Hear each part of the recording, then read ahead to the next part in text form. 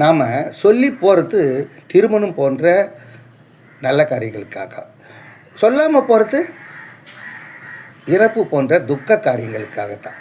அதே போல் பிறப்புக்கு நாம் காரணம் இல்லை, ஆனால் இறப்புன்றது நம்ம கையிலேயே இல்லை. அதே போல் மீன் கூட தான் வாயை திறக்காமல் இருந்தது வச்சுங்க, தூண்டிலிருந்து தப்பிச்சிடலாம் இல்லையா? அதே போல் இறைவனுக்கு மட்டுமே தெரிஞ்ச நம்ம எதிர்கால நிகழ்வுகளுக்கு நமக்கு முன்னதாகவே தெரிஞ்சிடுச்சு வச்சுங்க, நிகழ்காலத்தையே நாம் வெறுக்க ஆரம்பிச்சிடுவோம். யதார்த்தத்தை சொல்கிறவனை எதிரியாக தான் எல்லோரும் பார்க்குறாங்க. இதுதானே இயற்கையாக நடக்குது. அதே மாதிரி வியாபாரத்தில் தர்மத்தை பார்க்கக்கூடாது, தர்மத்தில் வியாபாரத்தை பார்க்கக்கூடாது.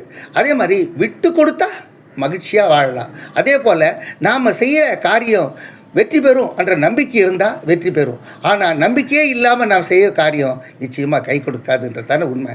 இந்த பதிவுகளை மற்றவருக்கு சொல்லுங்கள், லைக் பண்ணுங்கள், ஷேர் பண்ணுங்கள், சப்ஸ்கிரைப் பண்ணுங்கள்.